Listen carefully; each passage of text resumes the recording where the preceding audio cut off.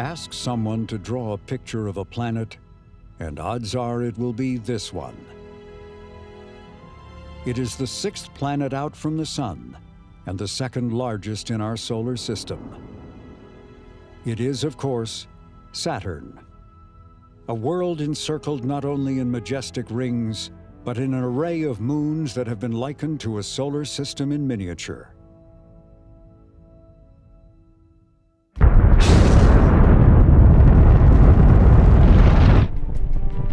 In 1997, an international mission was launched to Saturn that would, for the first time, attempt to place an orbiting spacecraft around the planet and land a probe on a moon in the outer solar system. But this was a mission that had to fight its way to the launch pad. We're going to have to operate under a very strict fund ceiling, one that is imposed by Congress. This will require doing business in a drastically different way than we've done before. It took a lot of time, a lot of negotiating, a lot of compromises to make that work. The first time I saw the spacecraft together, when we stacked without the blankets, we were without words standing out there. The journey to Saturn would take 7 long years. But the success or failure of being captured into orbit depended on what would happen during just 3 hours. Go ahead, telecom. The engine better fire, otherwise we'll end with a flyby. Copy. ACS fall protection. I think as a ring scientist, my greatest concern was really crossing through that gap in the F and G rings. It would only have taken one marble-sized particle in the wrong place in the spacecraft to perhaps have ended the mission. So I would lie in bed at night and think about, what other test should we do? What other question should I be asking? What should we be poking at here that we haven't done yet? SAP, SOI systems. We chased everything that could go wrong down the rabbit hole. We went down every path of, if this goes wrong, what do we do? If that goes wrong, what do we do? And this was one of those moments where you're either in orbit or you're a billion-dollar flyby. Closest approach is just a little over 2 minutes away. Predicted temps today, minus 226 degrees Fahrenheit, winds of 1,100 miles per hour, hurricanes the size of the Earth. Cassini would do well to batten down the hatches.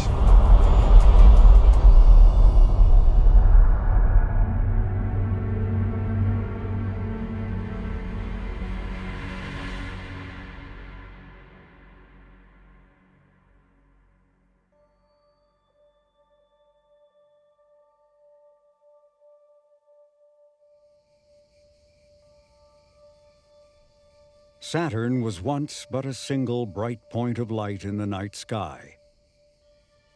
But in 1610, Galileo peered through his telescope and saw something else. On either side of the planet, he thought, there might be moons. 2 years later, Galileo looked again. To his astonishment, the 2 objects had disappeared. Another 2 years passed, and Galileo again trained his telescope on Saturn. The puzzling bulges had returned. This drawing shows how close Galileo came to solving the riddle. But he went to his grave without ever knowing the answer. A half-century would pass before the Dutch scientist Christian Huygens realized the bulges were rings. As for their appearing and disappearing, when the rings are viewed from Earth edge on, they all but disappear. As time passed, Saturn came into closer focus. And in 1979, NASA's Pioneer 11 spacecraft gave the world the first close-up look at the planet and its rings. We received several pictures yesterday afternoon and evening, and we'd like to run through some of those now. This is the one that came in here at about 3 o'clock yesterday afternoon. This is by far the most spectacular picture we have so far. This is raw data. It has not been processed in any way. We can see the big banded planet, and of course the ring system is very prominent in this picture. Also prominent is Saturn's largest moon, Titan, in the upper right-hand corner. The two Voyager flybys soon followed, offering even more captivating views and discoveries. What these missions found left scientists clamoring to go again, and not just to pass by, but to stay. A blueprint and even some spare parts for just such an adventure already existed. NASA's Galileo mission that sent an orbiter and a probe to Jupiter. Advocates in Europe and the United States argued for a similar mission destined for Saturn, one composed of an international consortium. How such a project with all its complexities could be done, no one really knew. Sorting out roles, responsibilities, and especially funding took the better part of a decade. The European Space Agency offered to build the probe, named Huygens, to land on Saturn's moon Titan. The Italian Space Agency would build the main antenna and communications system. The spacecraft's thrusters and the main engines would be provided by U.S. commercial space companies. And NASA's Jet Propulsion Laboratory signed on to build and fly the spacecraft, to be named in honor of the 17th century astronomer Giovanni Cassini. JPL would also provide overall management of the mission. In total, 19 countries would provide hardware, while scientists would come from 26 nations. Good morning. I want to welcome all of you to JPL and to the beginning of what is going to be clearly a very exciting mission. I know that a lot of you have This is the first gathering of Cassini-Huygens scientists and engineers. Their goal, to transform this complex partnership into a functioning team. Our Congress has had some agony over the program. For a time, it looked as though only Cassini would be approved. There are layers of unease in the room. The Europeans want to know that they'll be treated as equal partners. And there are also concerns about U.S. reliability, given that NASA has recently dropped out of another partnership. We're going to have to operate under a very strict fund ceiling, one that is imposed by Congress, and an unyielding schedule. And we all have great challenges. NASA has already warned that the mission will be canceled if the project strays over its budget. All eyes are on Cassini's first program manager, John Cassani, who has already spoken of eliminating some of the science instruments. Seriously, I'd like to welcome everybody. Nice to be here. A lot of old friends, a lot of new faces, which I hope will be friends before we're through with this process.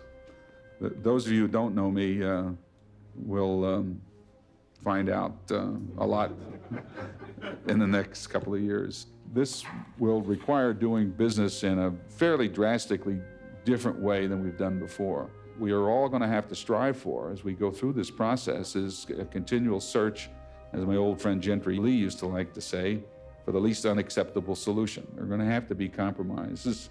We want to work with you very hard. This was not what scientists had hoped to hear. And I think this is a very severe degrade in the capabilities of this mission. What we did was we did all of these things to finally get down to something that we could afford. That sounds to me like a very unwise thing to do. I mean, the essence of this mission is to get data back. The friction between what scientists want and what engineers can do will be a theme running throughout the lifetime of the mission. So we'll be deciding which of Cassini's 12 different science instruments will have priority at any given time. First up to plead his case is the head of the science radar team, Charles Elachi. Good morning. I understand from Dennis that the first speaker gets everything he asks for.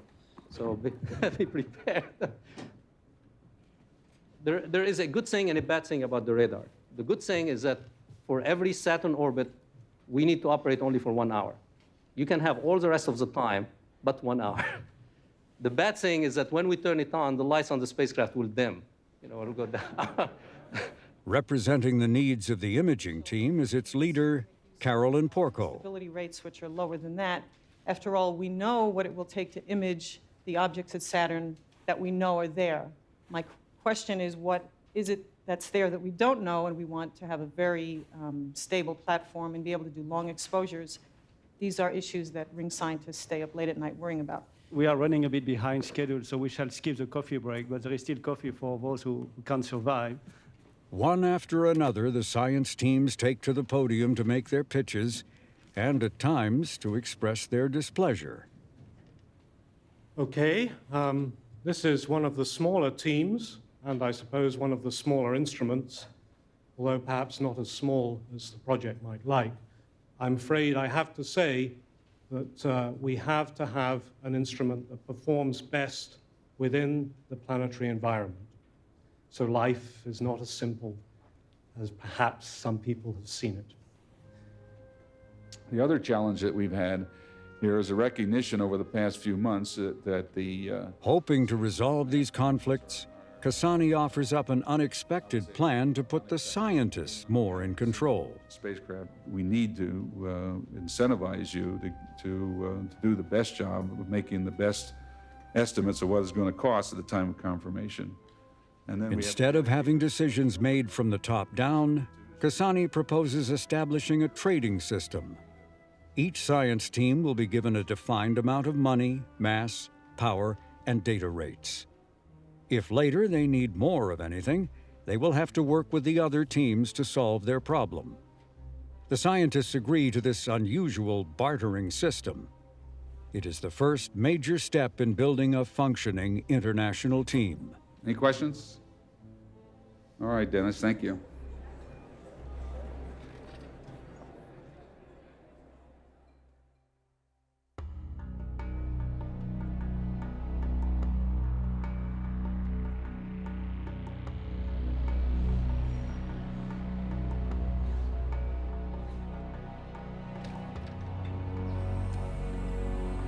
By the fall of 1997, what had once been just blueprints are now real pieces of hardware.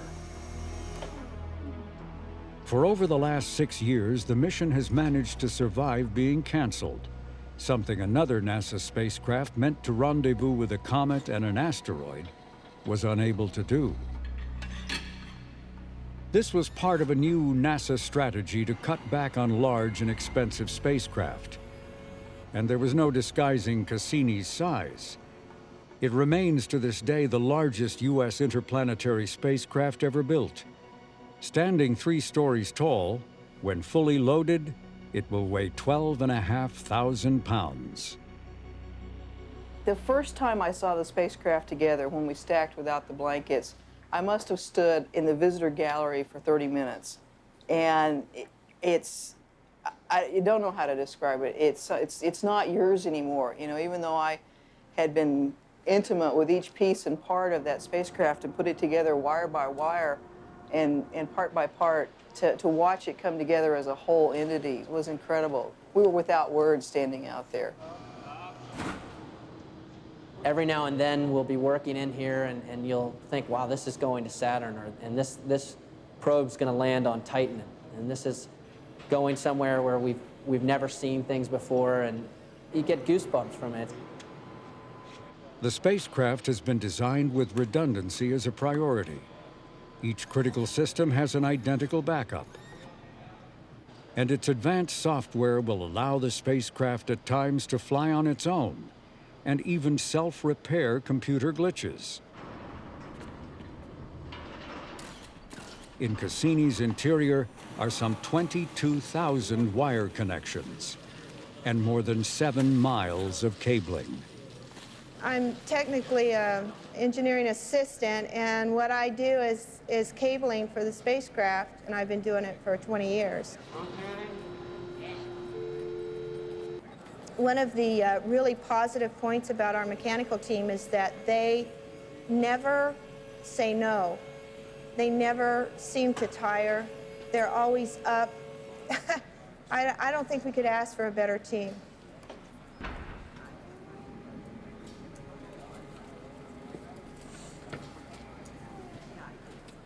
One of the last assembly tasks is to cover this bare spacecraft with blankets.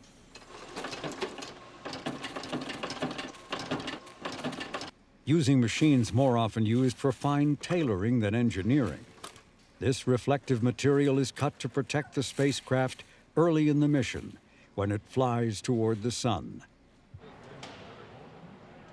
This black fabric will do the opposite, absorbing and retaining heat out at Saturn, where sunlight is only 1% the strength found at Earth.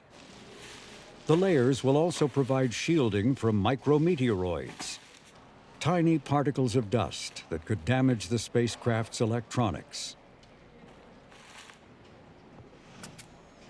This is tedious work, cutting, stitching, and fitting hundreds of individually measured pieces.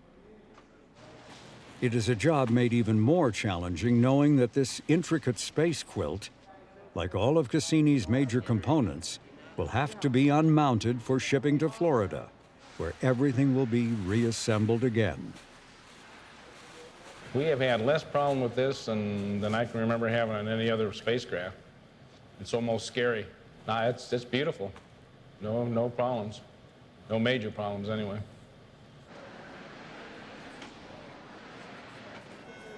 While transforming Cassini from a blueprint into a real spacecraft had gone exceptionally well, getting to the final design had been tortuous.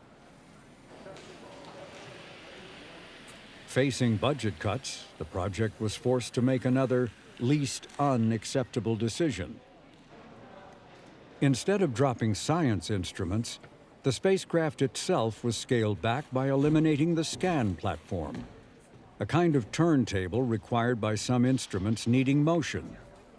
Without the platform, the entire spacecraft will have to rotate to aim at targets, resulting also in less observation time.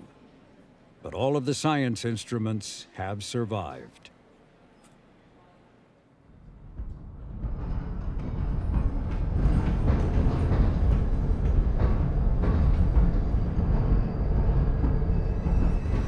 Operations are now almost complete for the launch of Cassini-Huygens. Already on the launch pad is the Air Force's heavy-lifting Titan 4B.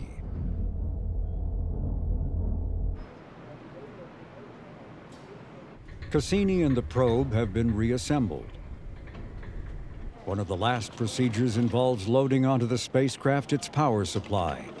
72 pounds of plutonium encased in what are called radioisotope thermoelectric generators, or mercifully called for short, RTGs. RTGs have been used on previous missions. But recent nuclear power plant accidents and the loss of the Space Shuttle Challenger have heightened public fears of a launch accident spreading nuclear debris.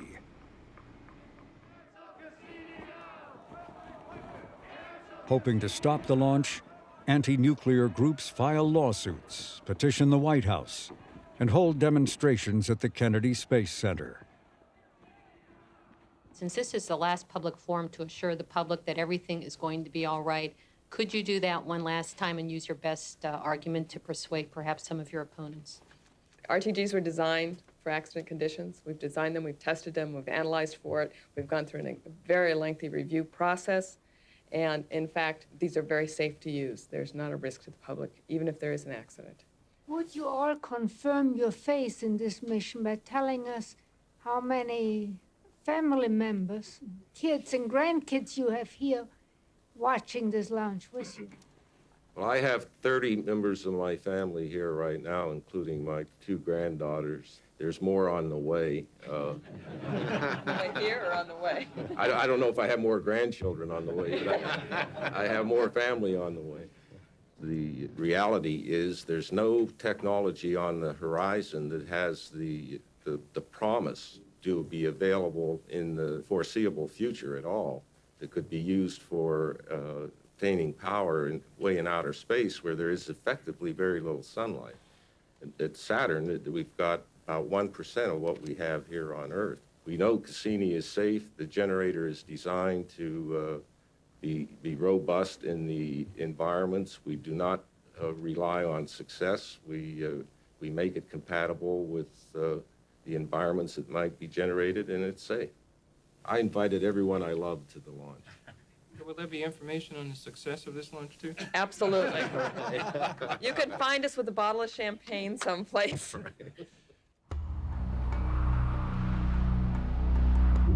FLC, we have steps 325 and 326 complete. Roger.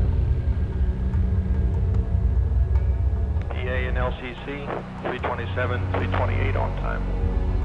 PA, Roger. LCC, Roger. The Air Force Launch Controller has given a clear to launch. We've got go from the range to proceed with the countdown. Launch sequence started. T-minus 10, 9, 8, 7, 6, 5, 4, 3, 2, 1, and liftoff of the Cassini spacecraft on a billion-mile trek to Saturn. Its program is in. All program is stations. Launch vehicle reports stage 1 ignition and SRMU jettison. We have cleared the tower, and the Cassini spacecraft is on its way to Saturn. T plus 20 seconds. All systems are go.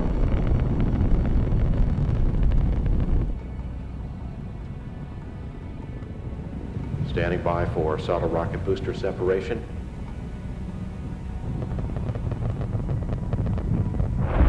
And the solid rocket boosters have been jettisoned.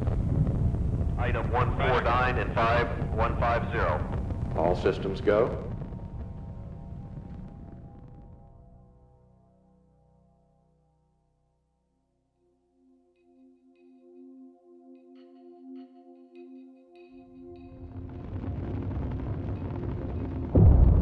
All task force stations, ops engineer, launch vehicle reports payload bearing jettison.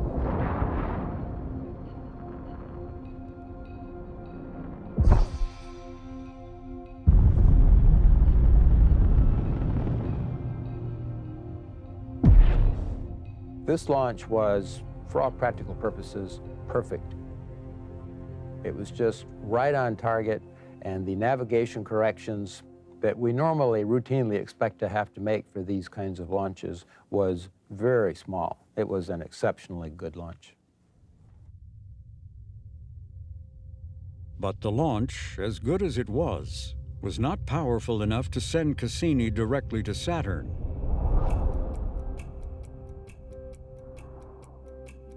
To get there, mission designers had long before devised a flight path, using Mother Nature to gain extra boosts of speed by flying by planets, what are called gravity assists. Cassini's route required 2 inward swing-bys at Venus, next back to Earth, then outward to Jupiter, and finally on to Saturn. In all, a journey of over 2 billion miles, lasting nearly 7 years.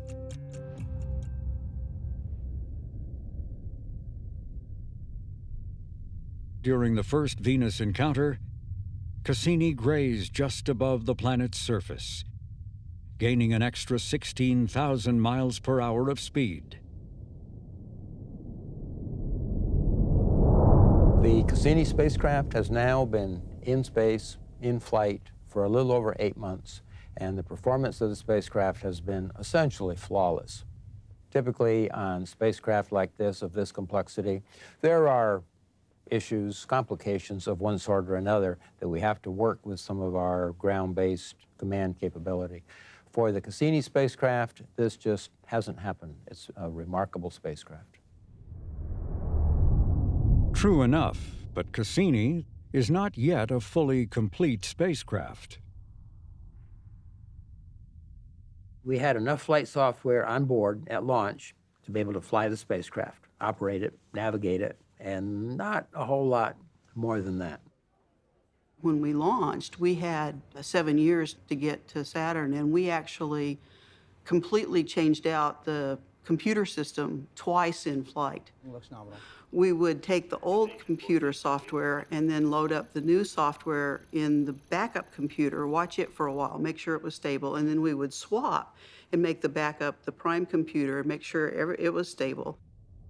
As engineers worked on completing Cassini's software, scientists started lobbying to begin using their instruments far ahead of the agreed-upon schedule. The cartoon.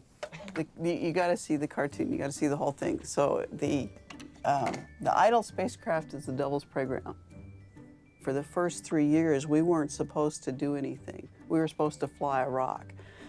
And we were just going to go take the spacecraft, correct it engineering-wise, fly it by Venus a couple times by Earth, and we really weren't going to do much science.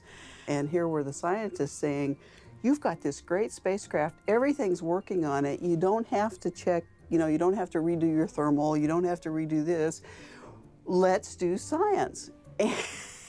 And so I came in one day, and this was on my door. The idle spacecraft is a Devil's Playground.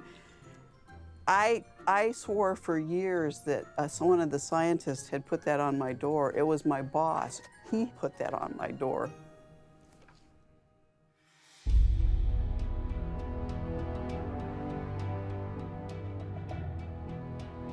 For the most part, the scientists were accommodated. But the project's priority was first getting safely past the Earth, which occurred in the summer of 1999, giving Cassini another 12,000 miles per hour of speed.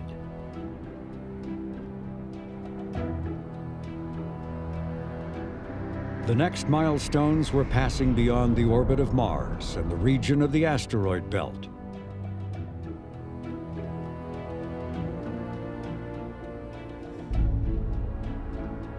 Then came Jupiter, where Cassini saw raging storms, some centuries old. Cassini also teamed up with the venerable Galileo spacecraft to jointly measure Jupiter's magnetosphere, a bubble of charged particles trapped within the planet's magnetic field. At closest approach, Cassini took this image. At that time, the most detailed view of Jupiter ever seen.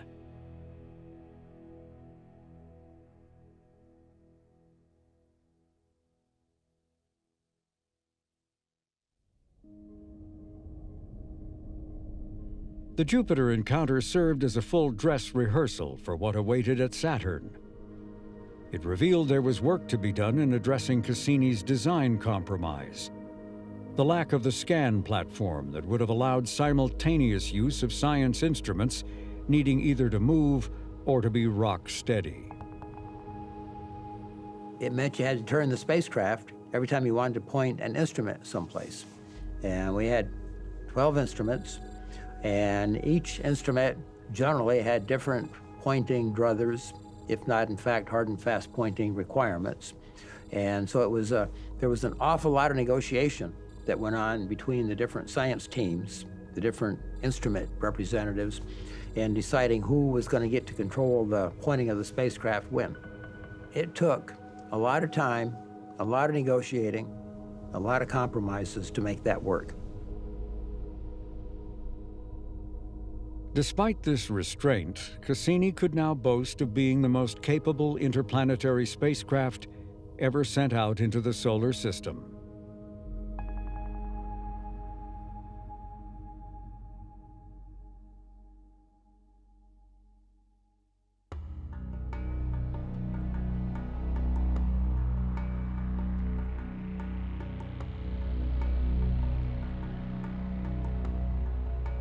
After a journey of nearly 7 years, Cassini and the Huygens probe are nearing Saturn's doorstep. Whether 2 decades of dreaming, planning, building, and undertaking this arduous journey will be rewarded will soon be known. For just ahead is the most dangerous moment that Cassini will face: SOI, Saturn Orbit Insertion. No one is more excited or anxious about this moment than Charles Elachi. In addition to still being the team lead for Cassini's radar experiment, he now heads JPL. Cassini is probably one of the most exciting missions ever undertaken by the U.S., and it deserves more credit. So when we come to the orbit insertion, after advocating for it, selling it, building it, then flying it, it was a really very sobering moment. The engine better fire, otherwise we'll end with a flyby. You have to remember that we had the Mars Observer, where when we turned on the engine, the thing disappeared. 11 years before, as Mars Observer was approaching Mars, the spacecraft was commanded to pressurize its propulsion system. The spacecraft was never heard from again. It's believed a massive rupture in the fuel lines occurred, putting the spacecraft into an unrecoverable spin.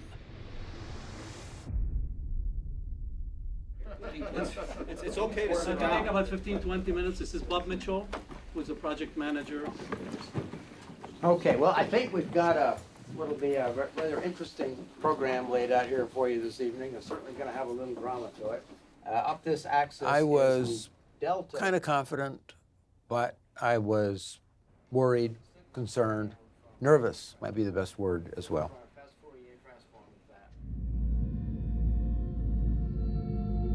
To slow down enough to be captured by Saturn's gravity, Cassini will have to turn on its seldom-used engine for 96 minutes. Anything less could result in flying past the planet, never to return. The flight path will take Cassini and the probe up through and back down a gap in Saturn's rings. There's worry that there could be particles in these regions large enough to damage or even destroy the spacecraft. I think as a ring scientist, my greatest concern was really crossing through that gap in the F and G rings. It would only have taken one marble-sized particle in the wrong place in the spacecraft to perhaps have ended the mission. So for me, the most, breathtaking, the heart-stopping time was really crossing through the ring plane. To reduce the risk, Cassini will fly through the gaps with its high-gain antenna facing forward to act as a shield. During these times, the only signal coming back to Earth will be from a smaller antenna transmitting a single tone.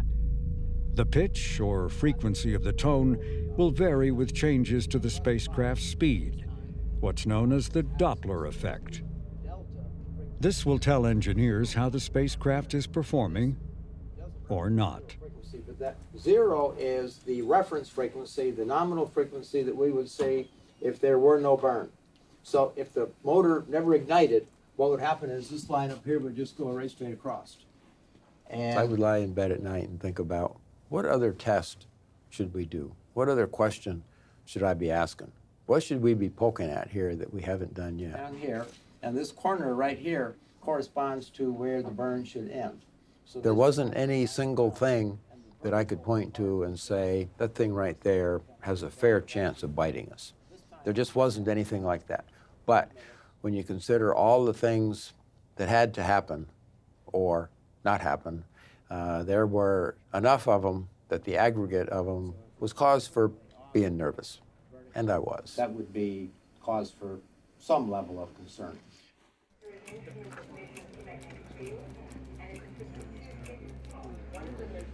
SOI was just such a team effort. We chased everything that could go wrong down the rabbit hole. We went down every path of, if this goes wrong, what do we do? If that goes wrong, what do we do? There were 10,000 tests run to put together that insertion. Something we've been preparing for 4 or 5 years, testing and testing, awfulizing all of the possible things that could go wrong. And this was one of those moments where you're either in orbit or you're a billion-dollar flyby. Solar system, telecom off net for 1. Copy, telecom. Things continue to go well in Cassini Mission Control. We're approximately 33 minutes from burn start. There's our flight director, Julie Webster. This is one person we hope to not hear from tonight. This is System Fault Protection Engineer, Paula Morgan. And if we hear from fall protection, that means we've had some sort of anomaly on the spacecraft. Doug Johnson, our radio science and SOI communicator, he's the one reporting most of the events we'll see tonight through that Doppler signal. Also on console is Jan Berkeley. She first worked at JPL as a college intern. Now she's a key member of the Cassini team that creates the computer sequence commands that operate the spacecraft. We would run them, make sure that there were no problems with that. If we needed to do testing, we would schedule testing. We were the ones that actually sent them to the spacecraft. And then we watched them clock out. That was the tense moment, was not pushing the button, it was waiting for it to come back. That worked. And Saturn was so far away that it would take 3 hours just to get there and come back. Current speed of the Cassini spacecraft, 22.2 kilometers per second, which is just under 50,000 miles an hour, and increasing as Saturn's gravity draws us in. That's Shin Hu, our SOI systems engineer. Shin has eaten, breathed, slept, and lived SOI for many years. Tonight is his big night. All stations on net, SOI systems. Just an advisory, we're coming up on the time that the critical sequence will initiate the turn to the SOI burn attitude. The burn command will be sent at 7:35 p.m. local time. Flight Director, SOI systems, all subsystems report the spacecraft data is nominal and ready to support SOI. Okay, I copy that.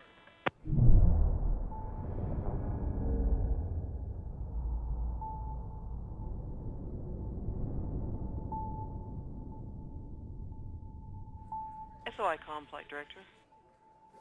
We're waiting. Copy, telecom.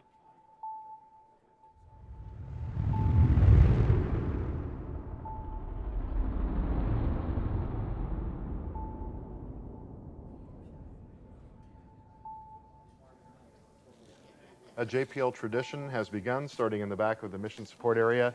This is the consuming of the lucky JPL peanuts.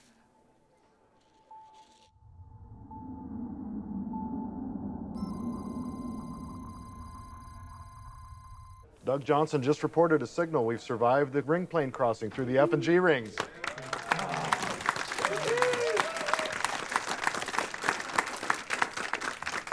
One hurdle down, one to go with the start of the burn, a mere 9 minutes away. Ace Flight Director on FSO Court. Go ahead. Are you still tracking Canberra on B2? That's affirmative. Let's go ahead and switch Canberra over to B0. Correct.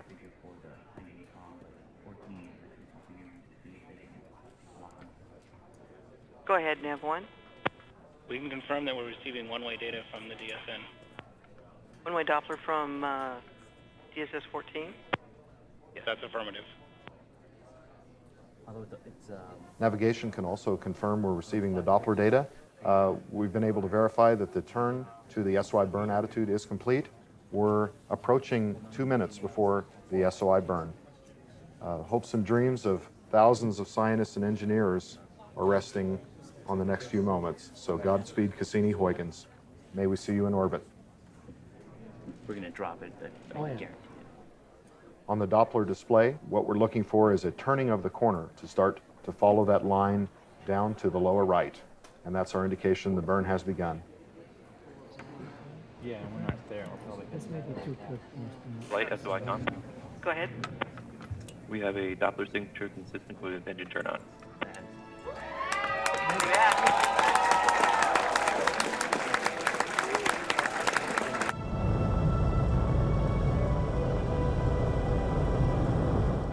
Lots of high fives and celebrations in mission control.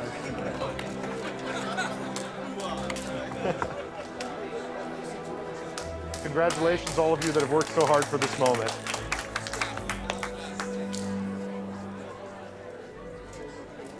One minute down, about 96 minutes to go.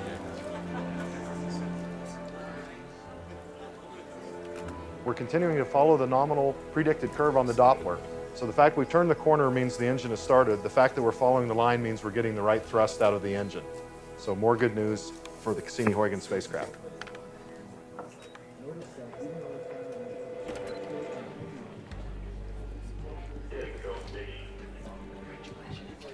Way to go. Way to go. There's now 90 minutes of waiting until Cassini's engine is to stop firing. The lull in the action affords a rare opportunity to give members of Congress who are on hand a very up-close and personal tour.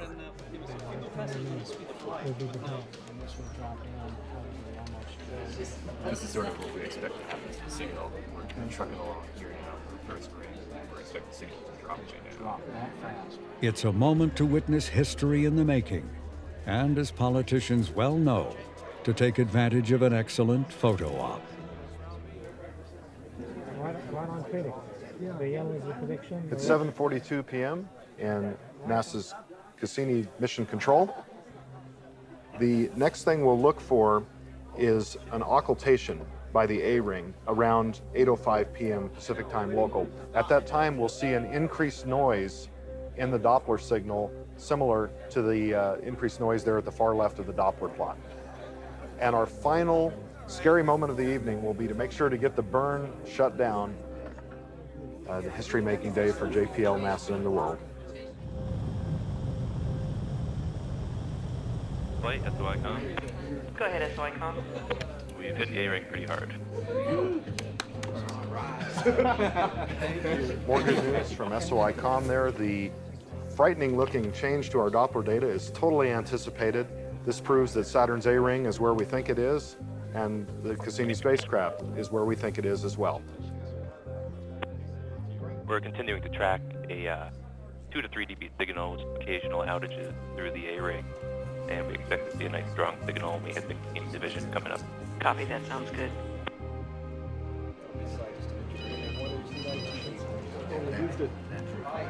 As we see, we're approaching the B-ring, and we must remember tonight everything happening at Saturn occurred an hour and 24 minutes earlier due to that pesky speed of light, 186,000 miles per second, their interplanetary speed limit, if you will.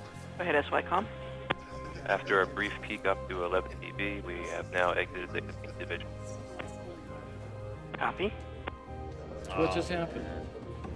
They just announced that we are now a captured object around Saturn. We are now an orbiter.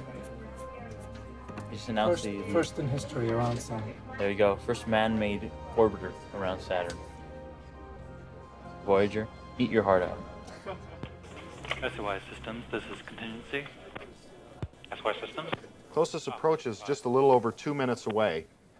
And given that, it's probably about time for our Saturnian weather forecast. Predicted temps today, minus 226 degrees Fahrenheit or minus 143 degrees Celsius.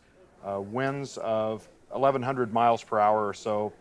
Chance of helium rain inside the interior, 100%. Hurricanes the size of the Earth. Cassini would do well to batten down the hatches.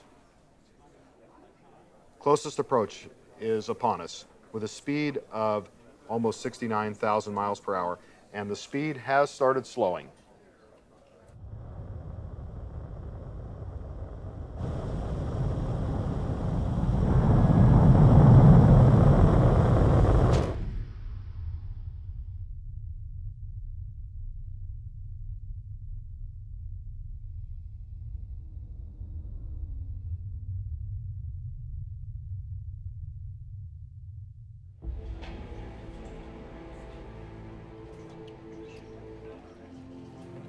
Flight, SOI-com.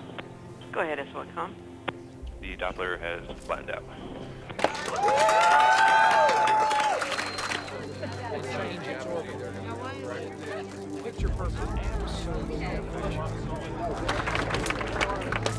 Okay, we have burn complete here for the SOI orbit insertion burn.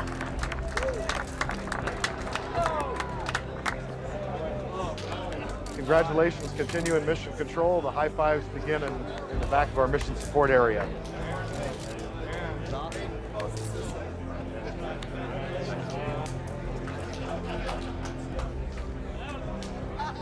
I'm just hearing a report from radio. You did great. Thank you. You did great. My pleasure. Thanks to our Lockheed Martin propulsion engineers. Did a wonderful job tonight. Knowing that it survived and was there and we were ready to get to the meat of the science and get these great images, it was a wonderful moment. The voyage begins. We made it. Like, we did it. Fantastic job. What's that? Now I'm going to put your E-cap in.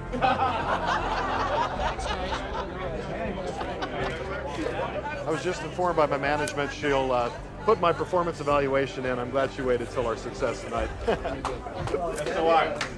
SOI. We're in. We're there.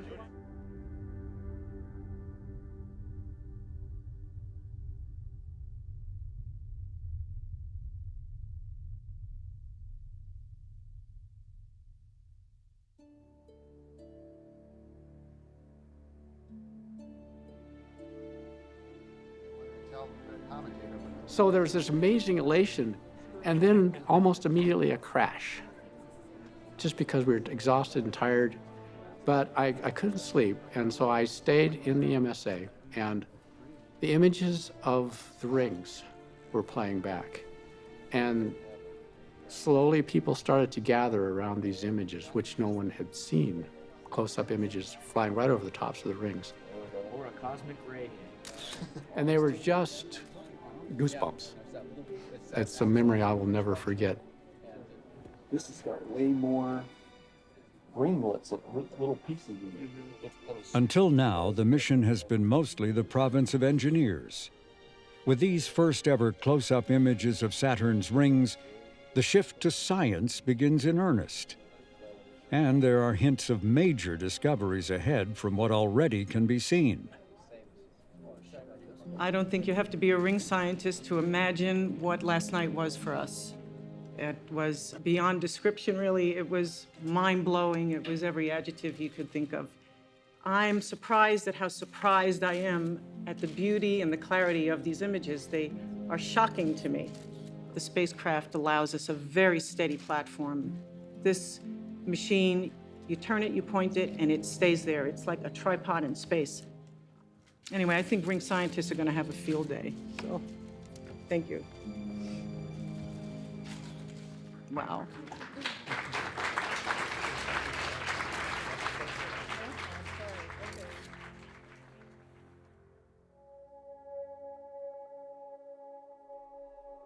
Cassini's arrival coincided with a time when the planet was well lit by sunlight, providing extraordinary views of the rings.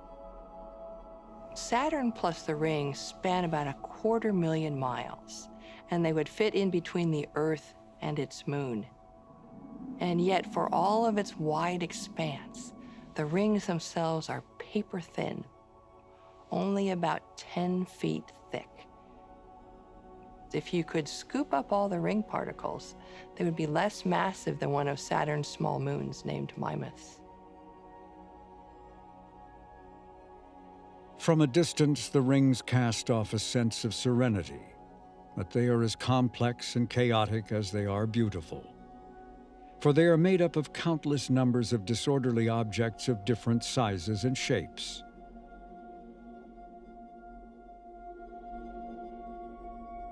This is a simulated image showing particle sizes found in different regions of the rings.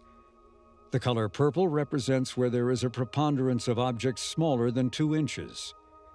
Particles in green are about 1 inch in size. The bluish bands are still smaller. The white bands are dense regions that radio signals were unable to penetrate. This false color image highlights what can be seen in the ultraviolet. The turquoise colors represent water ice. The red colors are a different kind of particle. Uncertain as to what it might be, the scientists decided to name it dirt. Cassini was also able to measure the temperature of the ring particles, and the rings that had the most dirt or pollution were slightly warmer than the bright, icy rings. And despite being made of mostly cosmic dust and ice, the rings contained some structures as large as a house, and as scientists discovered to their astonishment, even transitory mountains. There was a unique moment in the Cassini mission where the sun was edge on to the rings, and that allowed us to see anything that would stick up above or below those 10 feet thick rings. Then lo and behold, we found what looked like mountains casting huge shadows on the rings. And it turns out that the rings of Saturn are not like just individual particles, but a lot of these particles stick together and grow into larger and larger particles.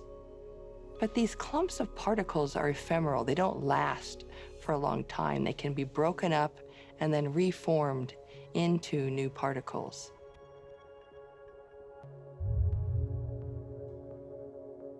Saturn's moons and smaller moonlets also influence the rings.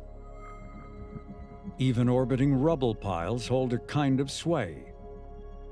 Altogether, they help shape the boundaries of Saturn's rings, herding in particles that might otherwise rain down in a torrent on the planet or escape into deep space.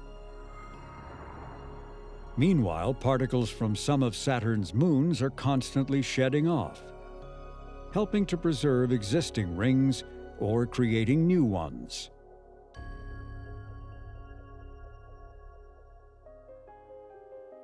Among the unexpected discoveries within the rings were these propeller-like objects. Propellers are these largest clumps of ring particles, and they get big enough so their gravity wants to push apart the rings and open up a gap. And then there's not quite enough gravity to open it up all the way. And so you see these little propellers sprinkled throughout the rings, especially in Saturn's A-ring. A mystery dating back to Voyager was the appearing and disappearing of ghostly spokes. Cassini determined their cause: electrostatic charges that lift up dust particles where they levitate for a time above the rings. There remain two fundamental questions lacking definitive answers. The first is knowing how the rings came to be. So many things about the rings are unexplained even now. There are a lot of ideas for how Saturn's rings initially formed. One of those is that perhaps the rings formed from the material that was left over from when Saturn formed. So if that's true, then the rings are old as Saturn itself. Other ideas say perhaps an object, maybe a comet or a meteor, came in too close to Saturn, was torn apart by Saturn's gravity, and then created the rings. Or perhaps a moon wandered too close to Saturn and was torn apart. And so then the rings could be as young as maybe only 10 or 100 million years old. Along with determining the origin of the rings, understanding their fate is also an unanswered question. But the adage that nothing lasts forever likely applies even to them. As micrometeoroids continue to bombard the rings, and some of the innermost particles fall into Saturn and actually water the planet, the rings are getting lighter and lighter with time. And so perhaps in another few 100 million years, Saturn's rings as we know it might be gone. Maybe we'll be left with narrow rings like we see in the Uranus system. And one day, long from now, Saturn's glorious rings might disappear altogether. One more reason to enjoy them while we can.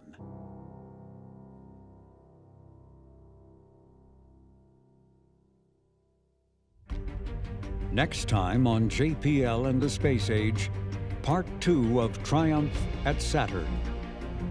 With Cassini safely in orbit, science takes center stage. Beginning with a dramatic descent of the Huygens probe to the surface of Saturn's moon, Titan.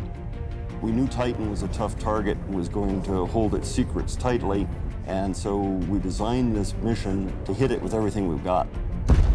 In the years that follow, one unexpected discovery after another will be made, earning this international mission accolades from around the world. Science is about what is, and engineering is about what can be. The Cassini-Huygens program has demonstrated the best of both. The number of your new discoveries is nothing short of amazing. I would say Cassini's discoveries fundamentally altered the way we look at our solar system.